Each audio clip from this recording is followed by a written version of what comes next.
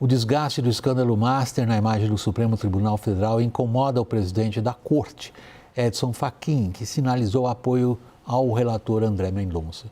Fachin também distribuiu recados aos demais ministros, exigindo o distanciamento dos envolvidos de casos em julgamento. Reportagem de Carol Rosito. Integrantes da CPMI e do INSS se reúnem nesta quarta-feira com o ministro André Mendonça, relator do caso no STF, que apura descontos indevidos dos aposentados. Os parlamentares pediram a revisão sobre a decisão que desobrigou Daniel Vorcaro, dono do Master, a depor na comissão. Nesta terça-feira, a defesa do banqueiro teve outro pedido atendido. Mendonça autorizou que os advogados visitassem Vorcaro sem gravação das conversas na Penitenciária Federal de Brasília. Relator também do caso Master, Mendonça segue recebendo a confiança do presidente do STF, Edson Fachin. O gesto de apoio mais recente veio em reunião fechada entre os dois na segunda-feira à noite. O presidente da Corte disse que não faltará estrutura técnica e de pessoal a Mendonça para a condução das ações do INSS e do banco. As investigações sobre a maior fraude financeira do país constrangem o próprio STF pela proximidade dos ministros Alexandre de Moraes e Dias Toffoli com Daniel Vorcaro. A crise interna reacendeu o debate sobre os limites da atuação dos ministros. Em reunião com representantes da Ordem dos Advogados do Brasil, Fachin falou que pretende fazer uma apresentação pública do Código de Ética do Supremo. Essa é uma das principais bandeiras da gestão do ministro, mas enfrenta a resistência interna justamente da chamada ala política da Corte, Alexandre de Moraes, Dias Toffoli e Gilmar Mendes. A reunião com a OAB também tinha como pauta a preocupação com o inquérito das fake news. Em resposta, o presidente do STF destacou a duração das investigações, que começaram há quase 7 anos, e acrescentou que tudo tem que ter começo, meio e fim. O relator do inquérito das fake news é o ministro Alexandre de Moraes. Nesta terça-feira, Fachin mandou outro recado aos colegas, desta vez em público. Durante a abertura da reunião com as presidências dos tribunais superiores, defendeu o distanciamento de juízes dos interesses envolvidos nos casos que julgam. No nosso país, porém, é saudável o distanciamento que mantemos das partes e dos interesses em jogo. Isso é o que permite, na prática, um mínimo de justiça social. A imparcialidade não é frieza. A imparcialidade é condição de possibilidade da equidade. Omar, começando por você, na sua avaliação, você está enxergando um caminho de saída para o STF da situação em que se encontra nessa crise política? William, boa noite mais uma vez. Eu creio que o caminho para o STF seria, em algum sentido, dar sinalizações muito claras de que a Corte não tem problemas em cortar na própria carne, propondo algum tipo de reforma no que diz respeito à permanência dos ministros no próprio colegiado, criando algum tipo de movimento que até aqui não me parece efetivamente claro, porque a gente pode identificar de maneira muito visível a divisão de uma corte que se acostumou a cada um dos seus ministros, em algum sentido, ser o próprio STF, uma dificuldade de rumar na direção de um consenso. O que nós temos hoje é uma posição do ministro Fachin, que na figura de presidente do STF, e aqui eu vou lembrar algo que conversamos da última vez em que estive presente, o presidente do STF não é chefe de nenhum dos outros ministros, ele é uma figura que faz a representação institucional da Corte perante a sociedade e algumas questões que envolvem o plenário. Ele tem uma posição que, em algum sentido, tenta respaldar a relatoria de Mendonça, mas, de fato, a gente pode identificar que há enorme resistência de alguns outros membros do colegiado no sentido de proteger suas prerrogativas, porque, no fim, o grande problema que se coloca hoje é o efeito cascata. A eventual comprovação do envolvimento de Mendonça, Toffoli, de qualquer outro ministro, de Moraes e de Toffoli, ou de qualquer outro ministro em algum tipo de evento correlacionado a isso, coloca por terra uma série de processos que, ao fim do dia, pelo menos do ponto de vista político, são os grandes marcadores dessa prevalência do STF dentro do cenário institucional brasileiro hoje. Caio, eu só me lembro, na minha carreira correspondente internacional, de duas outras instâncias nas quais a gente se dedicava a saber se uma figura estava mais de um lado, estava mais do outro. Era o Kremlin e o Vaticano. Agora, no STF, nós estamos todos dedicados a saber quem apoia quem, qual facção, perdão, posso usar as palavras, pelo amor de Deus, qual ala, né, para não haver confusão. Qual ala está em que lado, apoiando o quê? Qual é o seu palpite favorito?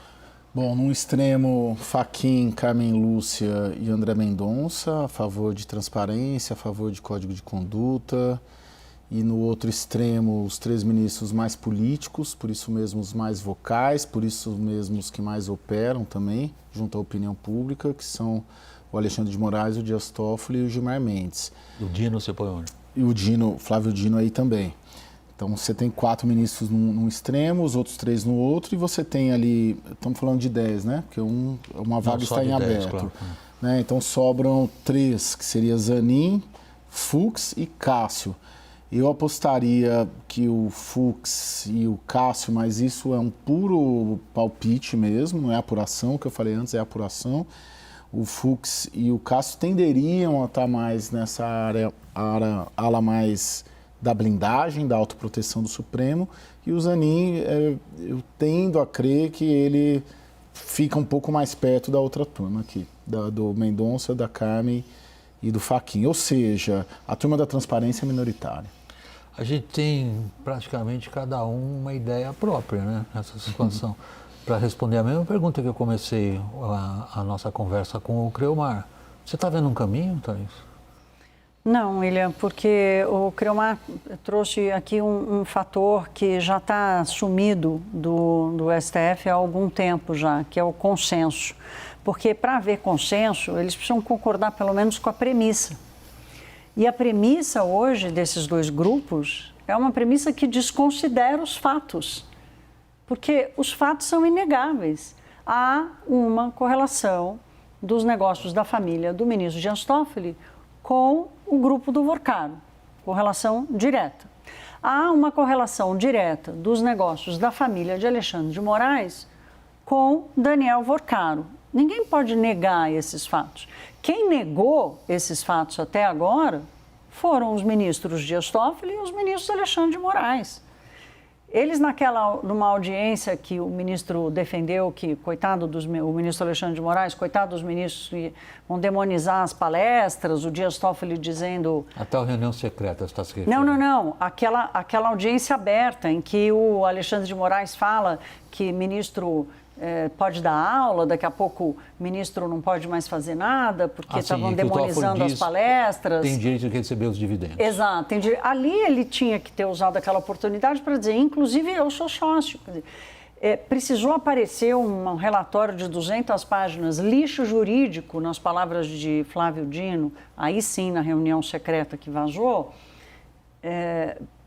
precisou aparecer um documento da Polícia Federal para eles assumirem os fatos. Então, William, assim, o terceiro fato que eu quero botar aqui é o vazamento dessa reunião secreta. Então, se não há consenso sobre isso, sobre os fatos, como é que vai haver consenso sobre a saída?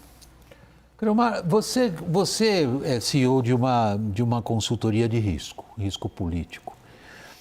Qual é o cenário que você desenha para os seus clientes, inclusive, da pressão externa e o impacto dela no STF?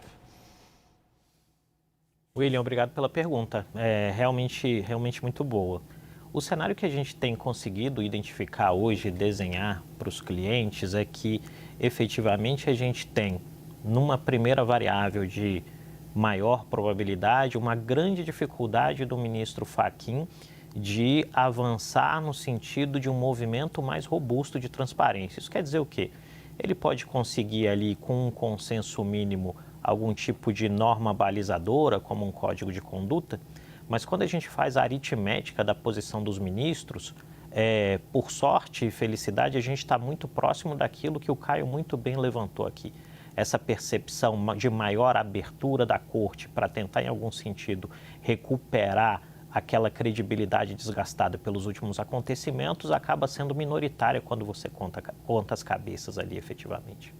Um segundo elemento dali derivado e que tem vinculação direta com isso, envolve a própria dinâmica eleitoral, que eu acho que também é importante, me antecipando um pouquinho, te peço desculpas por isso, mas é necessário.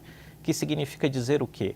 À medida que todas essas questões, muito bem levantadas pela Thaís, vão ganhando cada vez mais força, cada vez maior ressonância, cresce nas percepções dos eleitores e do cidadão comum a percepção de que algo está efetivamente muito errado, muito equivocado. E isso tende a alimentar uma tendência de discurso que seja de rejeição da ordem como posta. E esse é um impacto bastante importante que a gente tem que mensurar, sobretudo pelo efeito de onda que ela tem na decisão em termos macropolíticos, mas também em elementos importantes de determinados setores que são estratégicos da economia brasileira, pensando aí o curto prazo. O Creomar está jogando nossa atenção realmente para o cenário político-eleitoral. A gente vai abordar isso na sequência, mas acho que a gente já pode ir começando. Quando a gente considera o tipo de situação, o tipo de contexto político no qual nós estamos hoje, no qual o foco do noticiário político está em cima da capacidade / não capacidade do Supremo de encontrar um meio para lidar com essa crise, que é uma crise de legitimidade e de desconfiança. O impacto eleitoral, como o Creomar está descrevendo, é aparentemente negativo do ponto de vista de quem esteja no poder. Qualquer um, no caso Lula, que é fortemente identificado, ainda mais, particularmente falando dele, com o Supremo. Como que você está vendo o impacto eleitoral? Em que termos? Bom, o Supremo e as questões todas envolvendo o Supremo virando o grande tema eleitoral. E quem está... Está virando, Caio? Está virando, sim. Assim, o caso Master, acho que as candidaturas que tiverem um discurso anti-Supremo, pelo menos se a eleição fosse domingo agora, elas tenderiam a ter um sucesso e um discurso muito bem azeitado e alimentado pelo próprio Supremo. Cada vez que o Dias Toffoli sentou em cima da relatoria, ele alimentou esse discurso. Cada vez que o Alexandre de Moraes demorou 2 meses e meio e 5 notas para explicar o contrato astronômico da mulher, ele alimentou esse discurso. E, obviamente, tem uma característica dessa quadra da política brasileira, que é uma aliança do Palácio do Planalto do Lula 3 com o Supremo, que acaba respingando também no próprio presidente da República, que é candidato à reeleição. Além do que, aparentemente, se o processo jurídico via Supremo Tribunal Federal e transparência não parece que vai evoluir, porque a ala pró-transparência é minoritária, a depuração pela via política, ela pode se concretizar com essa eleição.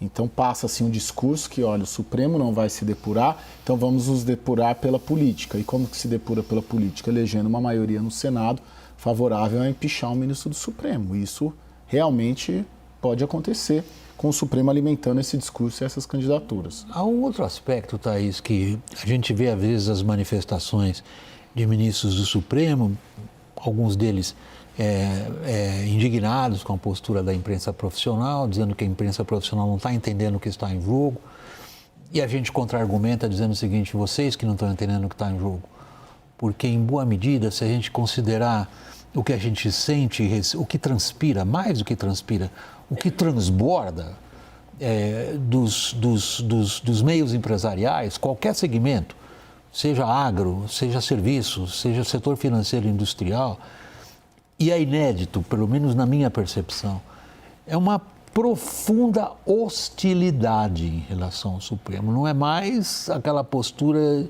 de quem foi prejudicado por uma decisão, de quem achou que uma, digamos, atuação do Supremo em carga tributária não deveria ter sido como foi, ou como no caso do agro, marco temporal, enfim, cada um tem lá a sua demanda em relação ao Supremo, né? Exatamente, que depende do Supremo. É um pouco além disso. É quase que uma espécie de consenso nesses grupos que tomam decisões de que é muito difícil fazer negócios do jeito que está. William, a minha percepção hoje é que é o seguinte: a hostilidade com relação ao Supremo Tribunal Federal já vem de um tempo. O que eu estou percebendo é que essa hostilidade está virando uma preocupação. O que era um desconforto de olhar e falar assim, pô, mas não é possível, está agindo, está exagerando, está voltando atrás, está criando risco, está criando risco jurídico para os negócios e tal. dentro dessas pautas específicas. Esse foi um movimento até agora há pouco. De umas semanas para cá, a minha percepção é de que isso está virando uma profunda preocupação, porque uma estabilidade institucional no nível que o Brasil pode enfrentar em função de uma crise ainda maior dentro do STF, e a gente ainda, nós paralisamos, né? Não apareceu mais nenhum vazamento e tal, não apareceu nenhuma substância nova para a gente tratar aqui. Hoje eu ouvi uma frase que me marcou muito, assim, de um líder importante do setor financeiro, executivo, que eu perguntei para ele sobre a preocupação e ele foi enfático em colocar o STF. Eu falei, mas o que você acha? Você acha que é um caminho? Porque eu acho que essa pergunta que você está fazendo para nós aqui é a pergunta que a gente faz para empresários, gestores. E né? que eles fazem para nós também. Exato, e eles fazem para a gente. E a resposta dele falou, olha, eu sempre tenho que acreditar que a solução vai aparecer. Mas hoje eu me sinto muito mais na torcida do que com convicção.